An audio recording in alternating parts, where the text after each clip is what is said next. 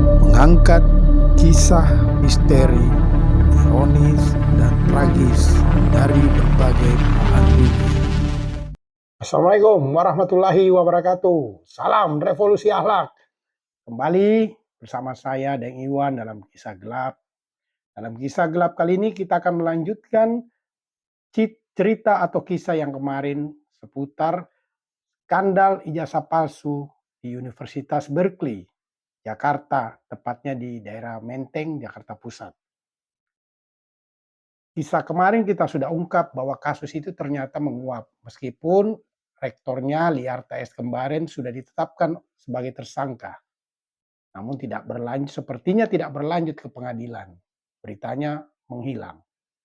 Kali ini kita akan melihat apakah kasus ini juga terkait dengan pencopotan Anies Rashid Baswedan yang saat itu menjabat sebagai Menteri Pendidikan dan Kebudayaan Nasional.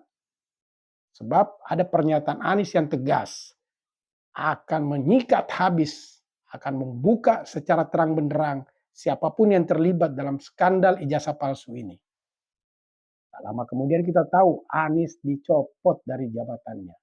Anies tidak tahu apa penyebabnya. Publik pun bertanya, apakah itu ada kaitannya dengan skandal ijazah palsu?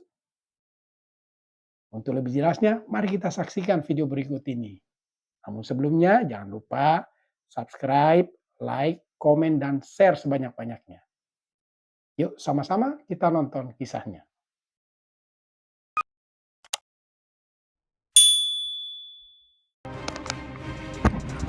Setelah sidak di kampus Universitas Berkeley, Lembaga Manajemen Internasional Indonesia atau LMII yang ada di Menteng, Jakarta Pusat pada Kamis 21 Mei 2015, Menristek Dikti M. Nasir menyatakan LMII adalah kampus bodong karena izinnya hanya sebagai tempat kursus.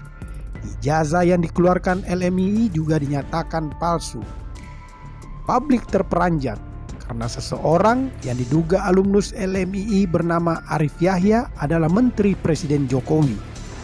Rektor Universitas Berkeley Jakarta, Liarta S. Kembaren mengaku Arif Yahya yang menjabat Menteri Pariwisata memang salah satu alumninya.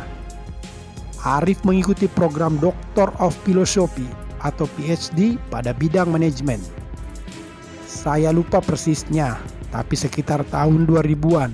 Dia ambil program selama 2 tahun, kata Liarta, Selasa 2 Juni 2015. Liarta membeberkan, saat itu Arif masih menjabat Direktur PT Telkomsel sebelum bergabung dengan Kabinet Kerja Jokowi.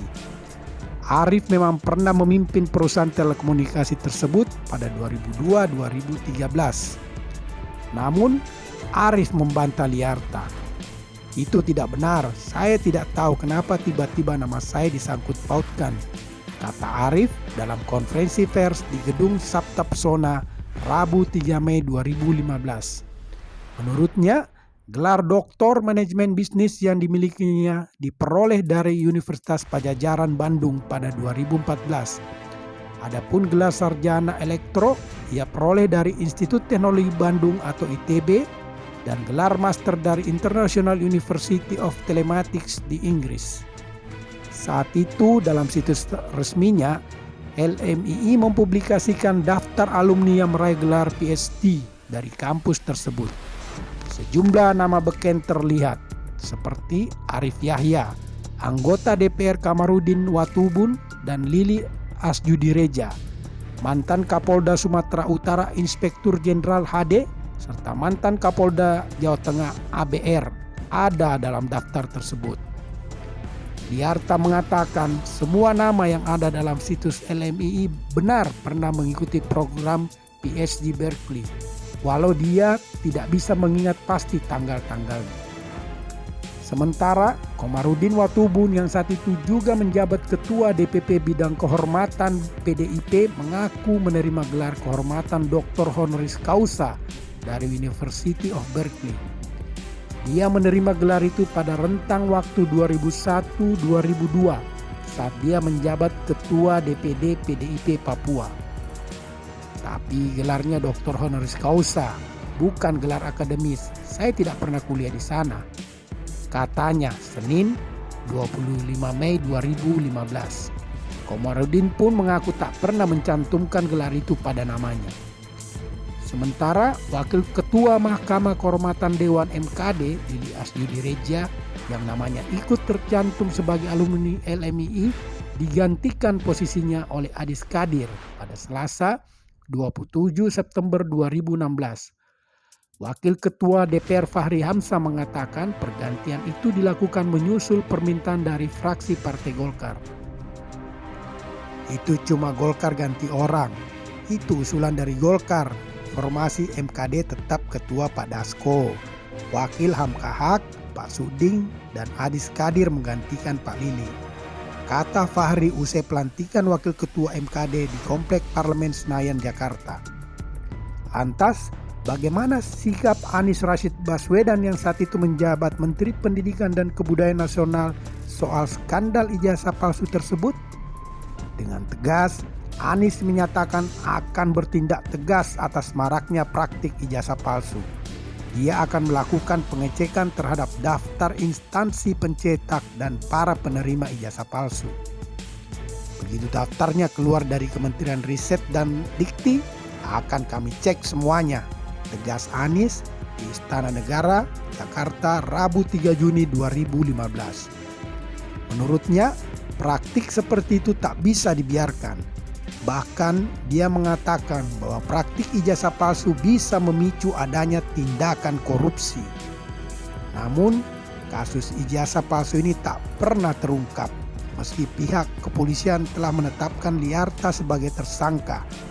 Dia dijerat pasal 93 Undang-Undang Pendidikan Tinggi Nomor 12 dan pasal 263 ayat 1 KUHP tentang pemalsuan dengan ancaman pidana 10 tahun penjara.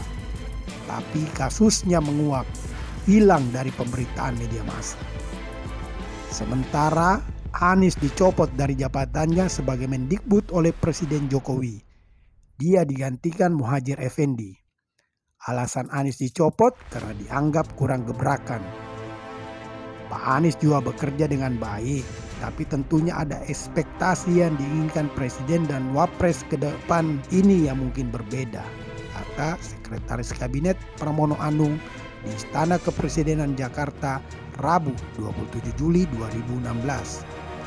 Anehnya, Anies sendiri mengaku tidak tahu apa alasan Presiden Jokowi mencopotnya. Kenapa diberhentikan? Saya juga tidak tahu. Tidak pernah tanya, hanya Allah dan Presiden yang tahu, kata Anies dalam seminar pendidikan dan pelatihan nasional Himpunan Pengusaha Muda Indonesia atau HIPMI di Jakarta, Sabtu 15 Oktober 2016. Publik pun bertanya, apa sebenarnya alasan Jokowi mencopot Anies yang berlatar akademisi dan merupakan mantan rektor Universitas Paramadina ini? Apa karena tekadnya Anies akan menindak tegas semua praktik ijazah palsu? Wallahu alam.